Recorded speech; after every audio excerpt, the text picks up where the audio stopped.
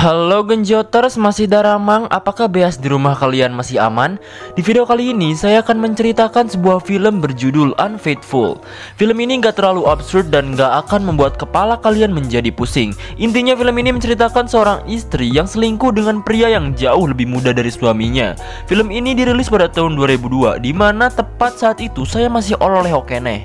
Tapi daripada spoiler, mending kita langsung aja ke videonya cuy. Gaskeun mamang.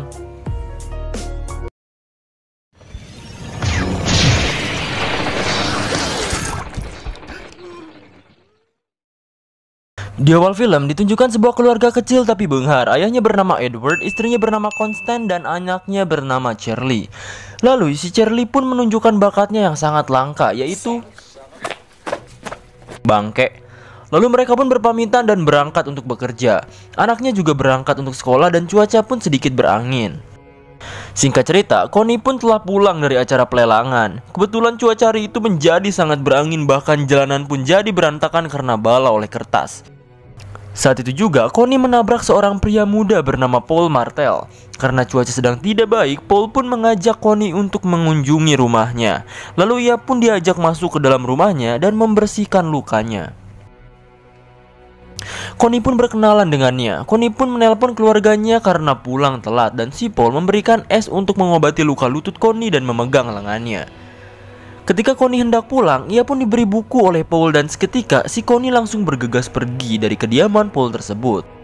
Sampai di rumah, ia mengobati lukanya dan bercerita perihal lukanya tersebut kepada suaminya. Bahkan ia juga bercerita perihal Paul. Keesokan harinya, Connie sedang mempersiapkan keberangkatan anaknya. Setelah pergi, ia melihat buku yang diberikan oleh Paul. Lalu terjatuhlah secari kertas yang isinya ternyata nomor HP si Paul.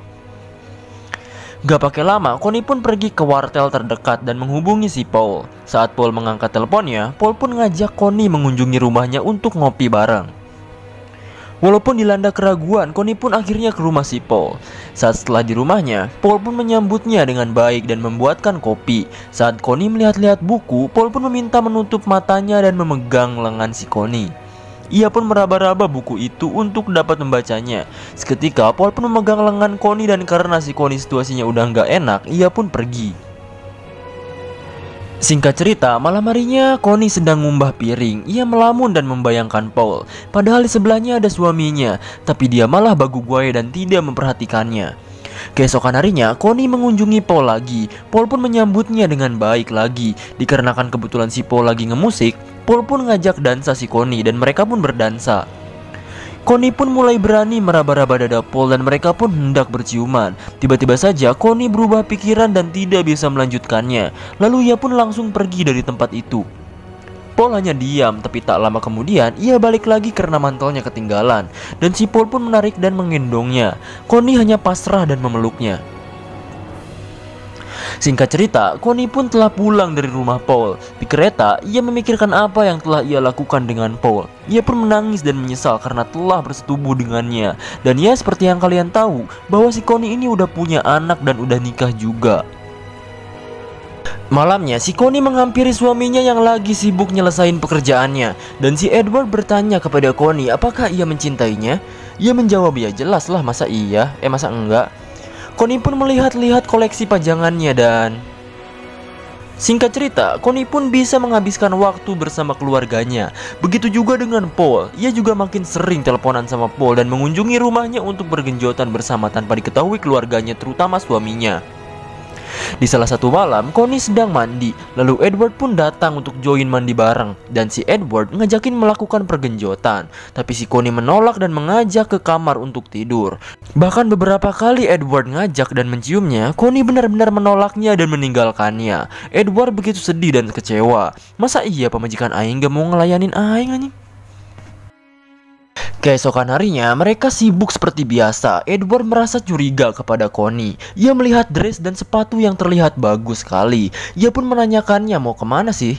Connie menjawab bahwa ia akan pergi ke pelelangan. Edward pun menunggunya supaya pergi bareng. Saat Edward menunggu, Connie pun bilang bahwa siang nanti akan ke tempat facial Georgiana pada jam 12.30. Dan si Edward pun langsung berangkat duluan. Lalu di tempat kerja, Edward menelpon tempat facial Georgiana. Ternyata gak ada daftar nama istrinya pada jam 12.30. Ia pun makin curiga. Connie yang sedang OTW ke rumah Paul ternyata bertemu dengan dua temannya dan ia pun dipaksa untuk ikut ngopi bareng. Ia pun mau gak mau jadi ikut. Saat sampai di tempat, Connie pun izin untuk menelpon dan ia pun menelpon Paul untuk menunggunya. Saat ia balik lagi, ternyata Paul masuk ke kafe itu. Paul pun bergegas ke belakang kafe dan diikuti oleh Connie yang beralasan untuk pergi ke toilet. Dan mereka pun langsung melakukan adegan pergenjotan di toilet tersebut. Gelo. Setelah bergenjotan selesai, mereka pun balik seperti biasa lagi dan teman-temannya ternyata sedang memperhatikan Paul. Setelah beres di kafe tersebut, Connie pun bergenjotan lagi bersama Paul di rumahnya. Anjir gelo, sebeh ya anjir. Di suatu tempat, Paul mendatangi kerabatnya bernama Frank. Ia menceritakan perihal istrinya dan meminta Frank untuk memata-matai istrinya. Malam hari pun tiba. Keluarga kecil ini sedang makan malam. Edward pun bilang bahwa besok akan pergi ke Chicago pagi hari. Keesokan harinya, ia telah siap untuk berangkat tanpa membangunkan istrinya dan ia pun pergi. Setelah suaminya pergi, ia pun berdandan dengan cantik. Connie dan Paul pun nonton dan bergenjotan di tempat itu dan mereka benar-benar bersenang-senang bersama. Tetapi si Frank diam-diam motoin mereka berdua. Lebok sih ya, cok. Bahkan sampai si Charlie pun anaknya sendiri lupa dijemput anjir. Setelah bangun dari tidurnya, ia pun buru-buru menjemput Charlie dan mereka pun balik. Malam harinya, Connie menangis karena perbuatannya selama ini dan ia hendak menelpon Paul tapi keburu ada anaknya datang. Paginya, si Frank menemui Edward dan memberikan hasil foto-fotonya. Ia pun laporan bahwa istrinya suka ke rumah Paul dan nonton bioskop. Edward pun kecewa dan sakit hati. Bangke emang istrinya ini. Lalu Connie juga sedang berbelanja. Ia memikirkan hal itu. Ia ingin sekali menghentikan hubungannya dengan Paul. Bahkan saat mengendari juga, ia sampai mau kelabasan ke New York. Di jalan, ia melihat Paul bersama wanita lain. Ia pun turun dan mencari Paul. Saat di toko buku, ia pun mengintip bahwa Paul sedang bersama wanita lain. Mereka pun ribut dan si Paul memisahkan mereka. Akhirnya, mereka pun menuju ke rumah Paul sambil adu bacot. Dan saat si Connie hendak pergi, Paul menahannya dan akhirnya mereka pun melakukan adegan pergenjotan lagi. Awalnya si Connie ini nolak, tapi akhirnya malah mau. Anjir gila, Connie najis. Setelah melakukan pergenjotan, Paul ngelihat ada seseorang di depan rumahnya dan itu adalah Edward dan ia pun hendak pergi. Lalu saat Paul berbalik, kebetulan sekali Connie berlari untuk pergi dari rumah Paul. Lalu si Edward pun balik lagi ke arah rumah Paul dan masuk untuk bertamu padanya. Lalu si Paul pun kaget bahwa ia adalah suami Connie dan ya Paul berusaha mengendalikan ekspresinya. Edward pun melihat-lihat rumah tersebut sambil minum vodka. Mereka pun ngobrol perihal istrinya dan menceritakannya dari awal. Lalu Edward lihat-lihat kembali rumah tersebut dan ia menemui sebuah koleksi milik Connie di ranjang Paul.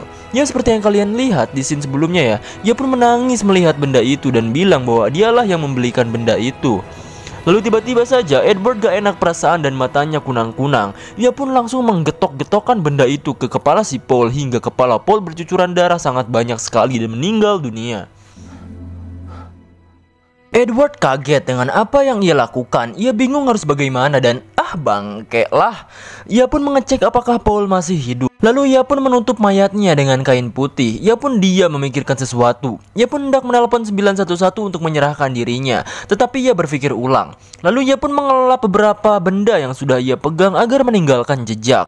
Dan mencuci koleksi milik Connie. Saat ia menyeret mayat Paul, ia mendengar pesan suara dari istrinya bahwa Connie benar-benar tidak ingin melanjutkan hubungan tersebut dan ia benar-benar menyayangi keluarganya sekarang. Dan ia menyesal dengan apa yang ia perbuat saat ini.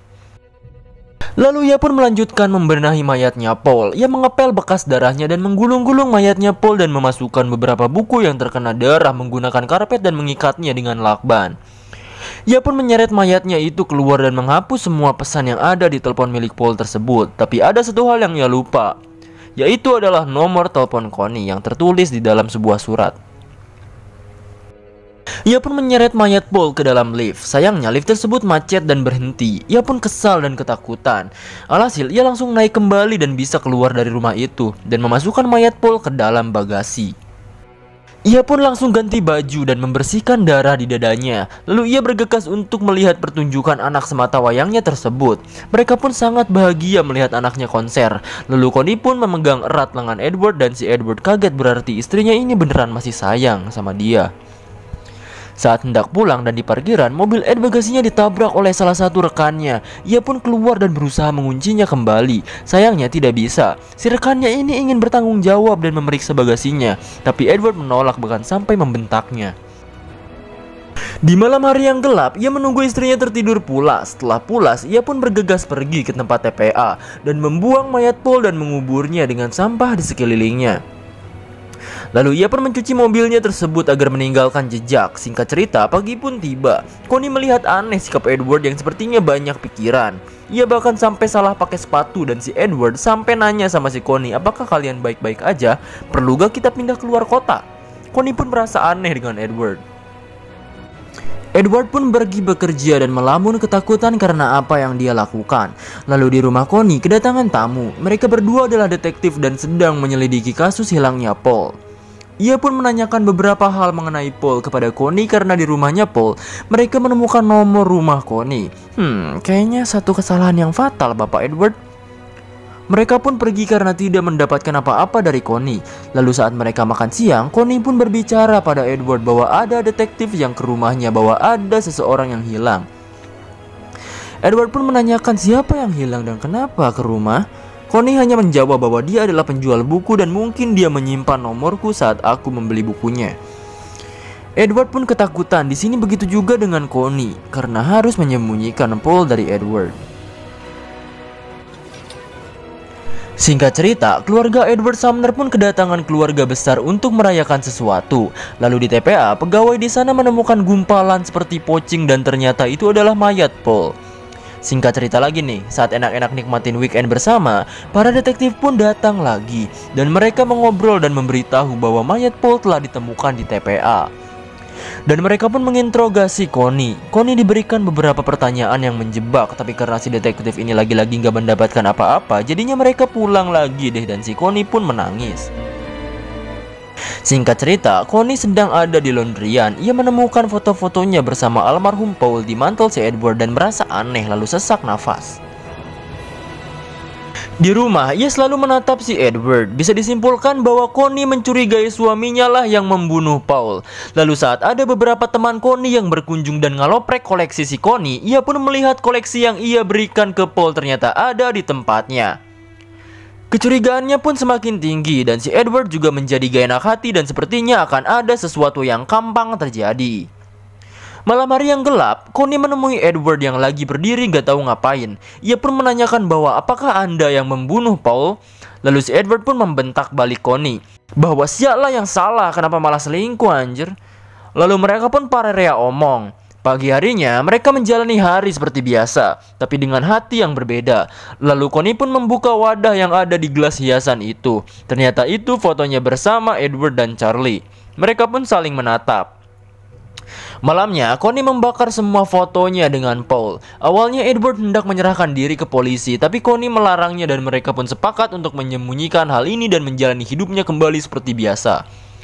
Ending dari film ini pun diakhiri dengan pembicaraan Connie dan Edward bahwa mereka merencanakan untuk pindah ke Meksiko untuk membuat lembaran baru dan mereka pun pelukan di depan kantor polisi. Ya walaupun sebenarnya cukup cerdas juga sih si Edward, jadi nggak ketahuan gitu. Jadi begitulah ending dari film Unfaithful. Gimana? Endingnya cukup gampang kan? Ya iyalah, perselingkuhan berakhir dengan pembunuhan gitu loh. Sumpah sih, saya suka banget pas adegan si Edward ngebunuh si Paul. Kayaknya gue bisa ngerasain ada di posisi si Edward gitu.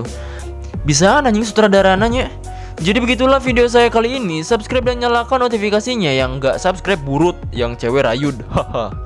Nggak bercanda bohong. Terima kasih telah menonton video ini. Tetap semangat untuk ngejar doi-nya. Hati-hati weh, ditikung sama temennya sendiri ya.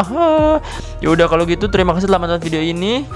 Keep enjoy dan nikmati hari-hari kalian. Anjay.